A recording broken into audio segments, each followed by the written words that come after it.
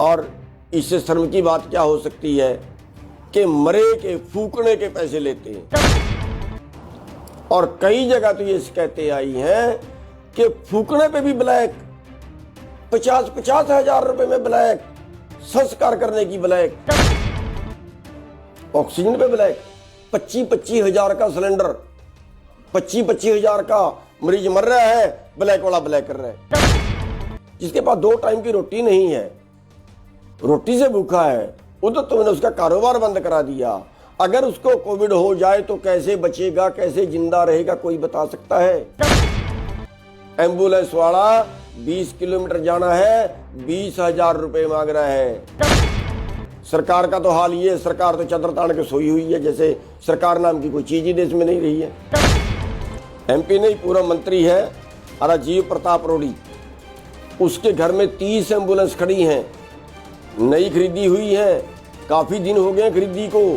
30 ambulance खड़ी हैं और 30 एम्बुलेंस चलाई नहीं गई।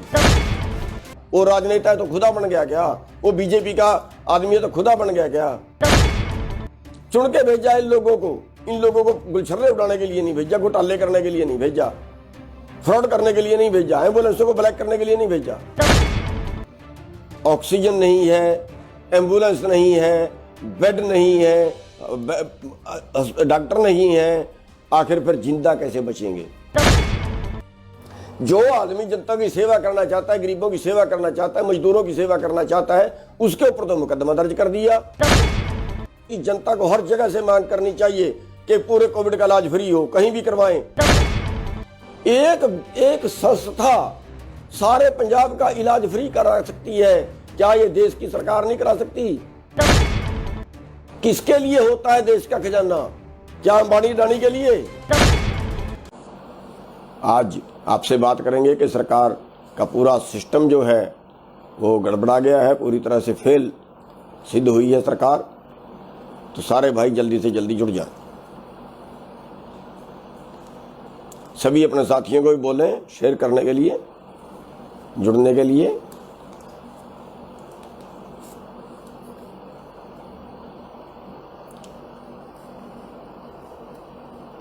सभी साथियों को बोलें आप जल्दी से जल्दी।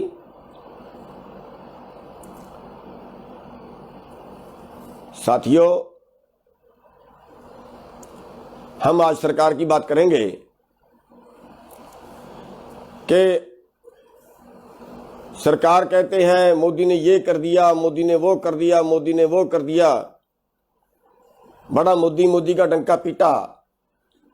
आप लोगों ने वोट डाले, जाति के नाम पे डाले, धर्म के नाम पे डाले, सरकार बना दी, बहुमत से बना दी। लेकिन सरकार का धर्म क्या होता है? जनता सरकार के लिए नहीं होती, सरकार जनता के लिए होती है। लोगों का राज लोगों के लिए, लोगों के द्वारा। लेकिन यहां क्या हो रहा है? यहां जनता पे कोई ध्यान ही नहीं है, जैसे जनता के लिए सरकार है ही नहीं है। और कितना इनका सिस्टम फेल है। अगर हम बात करें कोविड की, अगर हम बात करें कोरोना की, तो साथियों आप देख रहे हैं हाहाकार मची हुई है, हाहाकार मची हुई है। कह रहे हैं शमशान घाट भी नहीं है, शमशान घाट में लाइनें लगी हुई है, डूब मरे। एक शहर में अगर 100 शमशान घाट है ना, इन्होंने 25 चल दे रखे, इन्होंने 15 चल दे रखे, बाकी सारे बंद करा दिए। और इससे शर्म की बात क्या हो सकती है कि मरे के फूकने के पैसे लेते हैं, फूकने के पैसे लेते हैं। 12,000 या कुछ इनका वो है जो उसका खर्चा बनाया इन्होंने फूकने का, संस्कार का। और कई जगह तो ये शिकायतें आई हैं कि फूकने पे भी ब्लैक, 50-50 हजार रुपए में ब्लैक, संस्कार करने की ब्लैक। इससे बेशर्मी, इससे ज्यादा डूब मरने की बात और क्या हो सकती है? Oxygen black. अरे 1 करोड़ का कुल प्रोजेक्ट लगता है, 1 हफ्ते में लग के तैयार हो जाता है। 1 साल से ज्यादा कोरोना को हो गया, इतने में इनके पास गैस तैयार नहीं हुई, ऑक्सीजन तैयार नहीं हुई। अरे जो फैक्ट्रियों में ऑक्सीजन जलती है बहुत से और कामों में भी ऑक्सीजन जलती है। अरे इमरजेंसी में उसको बंद करा दो यार, उसको बंद करा के हॉस्पिटल में दे दो। मरीज तो ना ऑक्सीजन के पीछे मरे। ऑक्सीजन पे ब्लैक 25-25 हजार का सिलेंडर, 25-25 हजार का मरीज मर रहा है, ब्लैक वाला ब्लैक कर रहा है। कोई सिस्टम नहीं है। मतलब रेहड़ी वाले को डंडे पेलते हैं, लॉकडाउन में सब्जी क्यों बेच रहा है, डंडे मार रहे हैं, सब्जी खिंडा रहे हैं, मोटरसाइकिल पे गया उसको लठ मार रहे हैं। अरे भाई जो ऑक्सीजन की ब्लैक कर रहे हैं, क्या किसी को देखा आपने उसको सड़क पे डंडे मारते कि उसको सड़क पे घेर के पिटा हो? क्यों? इससे ज्यादा और पाप क्या हो सकता है कि आदमी मरने लग रहा है और वो ऑक्सीजन की ब्लैक कर रहा है। कहां सिस्टम गया सरकार का? क्यों गैस पैदा नहीं हुई? क्यों नए प्लांट नहीं लगा पाए? हॉस्पिटल नहीं है, बेड नहीं है। अरे डूब मरो, ये कॉलेज इतने पड़े हैं, ये स्कूल इतने पड़े हैं, उन सब के हॉस्पिटल बना दो, फ्री इलाज करो। और जिसके पास 2 टाइम की रोटी नहीं है, रोटी से भूखा है, वो तो तुमने उसका कारोबार बंद करा दिया। अगर उसको कोविड हो जाए तो कैसे बचेगा, कैसे जिंदा रहेगा, कोई बता सकता है? अगर उसको अस्पताल में बेड ही ना मिले, उसका इलाज ही ना हो, तो कैसे जिंदा रहेगा, कोई बता सकता है? मरने के लिए छोड़ दिया, बस राम भरोसे हो गए। अरे यहां तक बात आई है कि एम्बुलेंस नहीं है। एम्बुलेंस वाला 20 किलोमीटर जाना है, 20,000 रुपए मांग रहा है कि भैया अगर तूने बचना है तो 20,000 रुपए दे। ब्लैक, वो भी काला बाजारी एम्बुलेंस की। और डूब मरे ये लोग। एम्बुलेंस कम नहीं है, एम्बुलेंस तो है, लेकिन उपलब्धता नहीं है।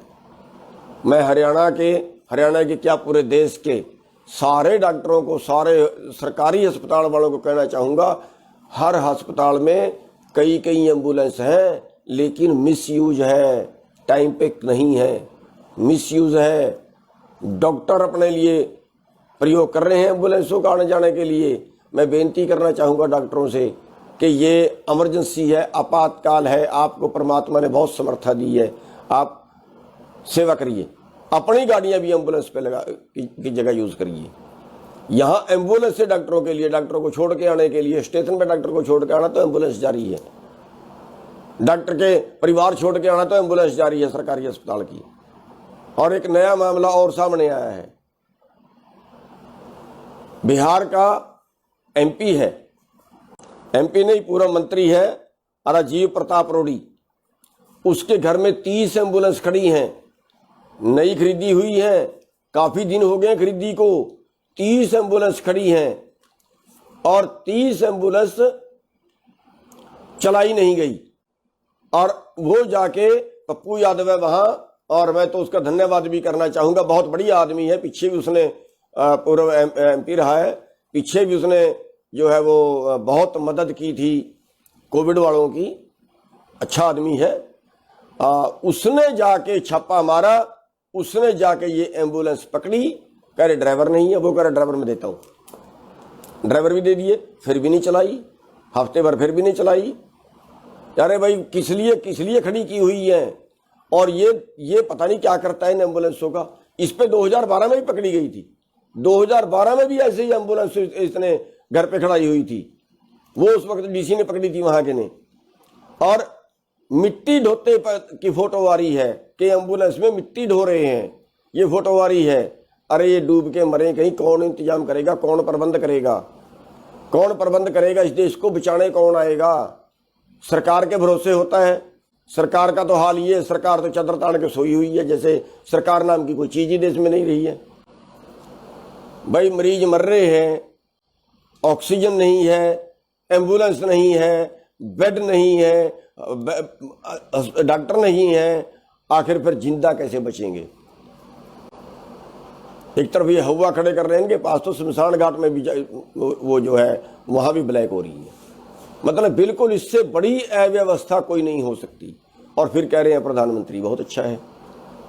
मैं कहता हूं कि इससे निकम्मापन और कुछ हो नहीं सकता। और उस पप्पू यादव ने जिसने 30 एम्बुलेंस पकड़ी, जिसने ये इतना बड़ा घोटाला इस आपातकाल के अंदर खोला, उस पप्पू यादव पे मुकदमा दर्ज कर दिया, उस पप्पू यादव के गार्ड पे मुकदमा दर्ज कर दिया और उसको गिरफ्तार कर लिया गया। क्या क्या दिखाना चाहती है सरकार कि जो लोग देश की सेवा करना चाहें उन पे मुकदमे दर्ज करें, जो लोग इनकी पोल खोलना चाहें उन पे मुकदमा दर्ज करें, फिर इसको लोकतंत्र मानने के? अरे मुकदमा दर्ज तो एमपी पे होना चाहिए ना, मुकदमा दर्ज तो उस पे होना चाहिए जिसने 30 एम्बुलेंस खड़ाए हुए थे, और मुकदमा दर्ज कर रहे हैं जिसने पकड़े। हो क्या रहा है देश में, और देश की जनता क्यों देख रही है? देश की जनता इनकी तरफ, इनके मुंह की तरफ क्यों देख रही है? देश की जनता इस पे एक्शन क्यों नहीं लेती? जिस जहां का वो एमपी है वहां की जनता को उस एमपी को घेर लेना चाहिए जाके, जो ये राजीव प्रताप रूडी जो है इसको घेर लेना चाहिए, इसके घर घेर लेना चाहिए जाके। क्या क्यों पप्पू यादव के ऊपर मुकदमा दर्ज कर दिया? जो आदमी जनता की सेवा करना चाहता है, गरीबों की सेवा करना चाहता है, मजदूरों की सेवा करना चाहता है, उसके ऊपर तो मुकदमा दर्ज कर दिया। जो इनके फ्रॉड खोलता है और जिसने एम्बुलेंस अपने घर में रखी है वो देवता है। अरे एक बना के गलती कर दी क्या? वो राजनेता है तो खुदा बन गया क्या? वो बीजेपी का आदमी है तो खुदा बन गया क्या? साथियों, इन चीजों पे हमें जागना होगा। आज जो हालत देश के बने हुए हैं वो कौन पूछने वाला है देश को? ये कह रहे हैं पैसे ही नहीं है। अरे क्यों फ्री इलाज नहीं होता? हमारी मांग है, देश की जनता को हर जगह से मांग करनी चाहिए कि पूरे कोविड का इलाज फ्री हो, कहीं भी करवाएं, सरकार की जिम्मेवारी हो। और मैं तो यहां तक कहता हूं जिसको ऑक्सीजन ना मिले, एम्बुलेंस ना मिले, बेड ना मिले, वो अपने मरीज को क्या चाह रहा है? उसके पास मरेगा ही ना, सड़क पे है। वो अपने मरीज को इनके बीजेपी वालों के या इनकी जो भी सहयोगी पार्टी हो, इनका एमपी हो, इनका एमएलए हो, उसके घर में ले जाएं। और मैं तो ये कहता हूं अगर फिर वहां मर जाए उसका संस्कार भी उसके दरवाजे का आगे ही करें। कौन सा तरीका, कैसे जगाएंगे इन लोगों को? ये हमारे नीतिकार हैं, हमारे वारिस हैं, हमारे मालिक हैं। आज के टाइम में चुन के भेजा इन लोगों को। इन लोगों को गुलछर्रे उड़ाने के लिए नहीं भेजा, घोटाले करने के लिए नहीं भेजा, फ्रॉड करने के लिए नहीं भेजा, एम्बुलेंसों को ब्लैक करने के लिए नहीं भेजा। सबको इस बात पे एक्शन लेना चाहिए तुरंत। जहां जनता नहीं जागेगी, देखिए कहते हैं कि जुल्म उतना बुरा नहीं है जितनी बुरी आपकी खामोशी है। क्या हो रहा है? देश का खजाना लूट लिया। देश का खजाना पिछले साल 5 लाख करोड़ देश के खजाने से निकाला। यानी देश का खजाना होता है गरीबों पे खर्च करने के लिए। गरीबों पे खर्च ना करके उसको बांटा मारुति वालों को, उसको बांटा बिल्डरों को, उसको बांटा अपने चहेतों को कि मंदी आ गई देश में। अरे मंदी का मतलब है जनता के पास मंदी आ गई। मंदी का मतलब है लोगों के पास आमदन घटी। मंदी का मतलब है लोगों के पास खरीद कैपेसिटी कम हुई। ये कहते हैं कारें कम बिकी तो मंदी आ गई, मोटरसाइकिलें कम बिकी तो मंदी आ गई। मंदी तो लोगों पे आई, उन लोगों को राहत नहीं दी। मकान कम बिके इसलिए कम बिके कि लोगों के पास मंदी आई, लेकिन जो बड़े बड़े सिटी बसाते हैं पैसा उनको दान कर रहे हैं देश के खजाने से निकाल के। गरीबों के लिए कोई पैसा नहीं है, कोई राहत नहीं है। क्या कोविड का इलाज नहीं करा सकते? अरे पंजाब में हरमंदर साहब गुरुद्वारे वालों ने कह दिया है कि हम सारे पंजाब का इलाज फ्री कराएंगे। एक संस्था सारे पंजाब का इलाज फ्री करा सकती है, क्या ये देश की सरकार नहीं करा सकती? किसके लिए होता है देश का खजाना? क्या अंबानी अडानी के लिए? देश 2 वक्त की रोटी जिनके पास नहीं है, क्या कैसे इलाज कराएंगे वो? अरे कितना मतलब देश को निचोड़ के रख दिया है। अगर आप देखें पिछले चंद सालों में क्या हाल हुआ है। आज देश भुखमरी में 102वें स्थान पे है। 107 देशों में 102वें स्थान पे भुखमरी में, जहां पेट ही नहीं भरता, जहां भूख से ही मर रहे हैं। क्या वो इलाज करा पाएंगे? और दूसरी तरफ इसी देश में जिस दिन का लॉकडाउन शुरू हुआ, गजब है, जिस दिन का लॉकडाउन शुरू हुआ उस दिन की अंबानी की आमदन 73% बढ़ी है। 73%। किसी धंधे में 10% नहीं बचता, 12%, 15% नहीं बचता। आम जो दर है विकास दर वो 6-7% रहती है, लेकिन अंबानी को 73% आमदन बढ़ी उसकी, यानी जो को अगर रुपयों में गिने तो 90 करोड़ रुपए प्रति घंटा, 90 करोड़ प्रति घंटा, एक दिन के 2160 करोड़। अरे कहीं सीमा तो हो, क्या करेगा इतने पैसे का? कोई जनता के लिए नहीं है। मतलब देश के कानून जनता को मारने के लिए। पता नहीं आबादी घटा रहे हैं देश की, कि ये जो मरने दो, जितने मरते हैं संख्या कम हो जाएगी इनकी। कुत्ते बिल्ले समझ लिए, मरने दो इनको, जानवर समझ लिए। साथियों, आपको जागना ही पड़ेगा। आज जो आंदोलन चल रहा है बेशक किसानों का आंदोलन है, लेकिन गंभीरता से सोचिए, गंभीरता से सोचिए। केवल किसान के लिए नहीं है, किसान केवल अपने लिए नहीं लड़ रहा है, किसान हर इंसान के लिए, हर हिंदुस्तानी के लिए लड़ रहा है। साथियों, खड़े हो जाइए, मान जाइए आज भी, वरना बर्बादी के अलावा कुछ नहीं बचेगा आपके पास। आज हर बच्चा जुड़ जाना चाहिए। आज हमारे मजदूर भाइयों को, हमारे दुकान वाले भाइयों को, व्यापारियों को, सबको आज इस आंदोलन में कूद जाना चाहिए। ये देश को बचाने का आंदोलन है। इस व्यवस्था को बदलिए। कब तक इस हालत में जियोगे? कीड़े मकोड़े बन गए हम तो। ये देश तो चंद लोगों के कहियों के रह गया। क्या चंद लोग ही अमीर बनेंगे इसमें? अमीर बनेंगे तो अमीरी की कोई सीमा होती है, उसका दुरुपयोग, उस पैसे का भी दुरुपयोग। 9,000 करोड़ का मकान बनाया था अंबानी ने, 315 करोड़ का मोबाइल है उसकी घरवाली के पास। उसकी लड़की पूजा के लिए तैयार हुई थी 280 करोड़ में। अरे आग लगा रहे हैं पैसे को, और गरीब आदमी रोटी के लिए तरस रहा है। 2 वक्त की रोटी नहीं है। कौन सी व्यवस्था है? कौन सुधारेगा इस व्यवस्था को? और आप लोग क्यों नहीं बोलते हो? आप लोग क्यों नहीं हिलते हो? आखिर बचाने कौन आएगा? कौन बचाने आएगा आपको? जब तक आप नहीं बोलोगे तब तक आपको कोई बचाने नहीं आएगा, तो खून भी निचोड़ लेंगे आपका। और इससे अगली भी जो है, जैसे कोविड में कोई मर गया उसको लपेट के देते हैं, पता लगा है लोगों में अफवाह है कि कई जगह तो शायद उसके अंग ही ना निकाल लेते हैं, क्योंकि देखना तो है नहीं। आदमी अब गया अस्पताल में, अच्छा भला गया था और रात को मर गया, सवेरे लपेट के दे दिया। खोलना नहीं है। बॉडी को खून लगा हुआ है, कपड़ों को खून लगा हुआ है, कहां से आया? कोविड में खून आता है क्या? साथियों, आप कितना जुल्म सहोगे? कितना? आखिर कैसे जगाना पड़ेगा आपको? आखिर कौन जगाने आएगा आपको? आखिर श्री रामचंद्र जी जन्म लेंगे क्या तब जागोगे? कौन जगाने आएगा आखिर? मेरे को बता तो दीजिए। अरे आप बहुत कुछ कर सकते हैं, हिम्मत तो रखिए, जुड़ के तो दिखाइए, इकट्ठे होके तो दिखाइए। जनता में परमात्मा होता है, और जनता सरकार से ऊपर नहीं होती, या सरकार जनता से ऊपर नहीं होती कभी। जनता सरकार से ऊपर होती है। जनता के लिए सरकार होती है, सरकार के लिए जनता नहीं होती। जनता गाजर मूली नहीं है जिसको जहां से मर्जी काट दो। जनता ये तो एक व्यवस्था है कि उन्होंने, चलो ये राज करेगा, लेकिन देश को बेचने के लिए करेगा क्या? देश को बर्बाद करने के लिए करेगा क्या? देश किसी के बाप का है क्या? देश किसी ने उन्होंने बना के गए थे क्या? वो देश को आज बेच रहे हैं। कहां पहुंच गए हम? सोने की चिड़िया देश, जिसको सोने की चिड़िया कहते थे हम, आज वो सोने की चिड़िया क्यों नहीं बची? आज उसमें भुखमरी क्यों आ गई सोने की चिड़िया वाले देश में? क्योंकि हमारे नीतिकार कहीं गलत हैं।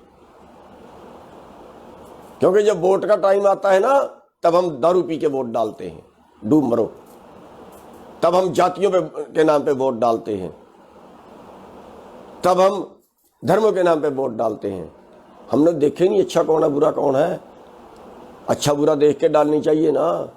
कौन आदमी राह ठीक चलाएगा, कौन आदमी अच्छा है, उस पर वोट डालनी चाहिए ना। या जिस आदमी ने पैसा ज्यादा खर्च दिया उस पर वोट डालोगे?